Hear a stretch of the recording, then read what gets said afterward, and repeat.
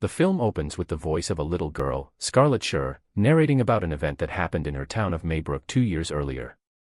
On a regular Wednesday morning at 2:17 a.m., 17 students from Ms. Justine Gandy's, Julia Garner, second grade class, minus one boy, Alex Lilly, Carrie Christopher, all walked out of their houses and disappeared into the darkness while running with their arms stretched out.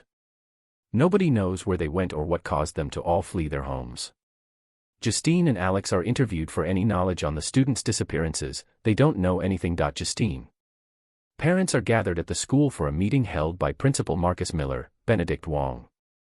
Almost everyone has blamed Justine for the disappearances, claiming she said or did something to them that caused them all to leave, even though Justine is just as worried for the kids as everyone else. Marcus does his best to protect Justine from the other parents' wrath since they are calling for her incarceration. Justine copes with her depression by grabbing bottles from the liquor store. She gets anonymous threatening phone calls from the parents. Later, while she is at home, someone bangs on her door, and she goes to see that someone spray-painted which on the side of her car. Marcus puts Justine on a leave of absence, as it is also noted that she has overstepped her boundaries with students in the past, giving a hug to a crying student, or giving another one a ride home. She later files a police report for the vandalism and the threatening phone calls. After school, Justine sees Alex walking home alone. She follows him to his house and tries to enter, ringing the doorbell but getting no answer. She then sees two people, Alex's parents, sitting on the couch very still, so she ends up leaving. Justine reports the weird scene to Marcus, who orders her to stay away from Alex's home. She then goes to the liquor store where she is attacked by Paul's wife Donna, June Dia. Alex. The film jumps back to some time before the disappearances. Alex is seen as a quiet and lonely kid, and Matthew is his most frequent bully.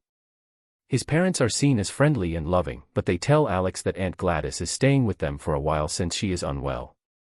He peeks into her room and sees that her red hair is a wig, and that she keeps a small tree in her room for the branches that she uses in her rituals.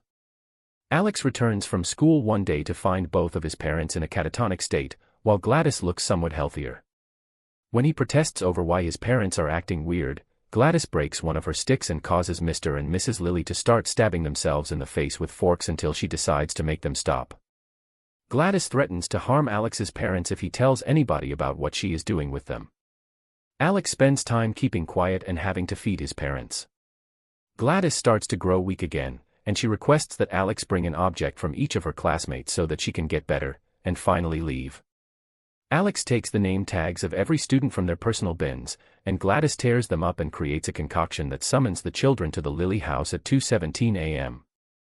Back in the present, Gladys has Mr. and Mrs. Lilly standing behind a salt line that she orders Alex not to step over. Justine and Archer decide to make their way inside the Lilly house, but Justine steps over a salt line and triggers the possessed Paul and James to attack her and Archer. At the same time, Alex steps over the salt line and causes his parents to chase him. Justine peels part of Paul's face with a potato peeler before taking his gun and shooting him. Archer fights with James until he ends up in the basement where the kids are.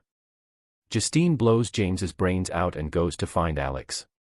Archer tries to find Matthew, but Gladys finds him first. The now possessed Archer goes to attack Justine.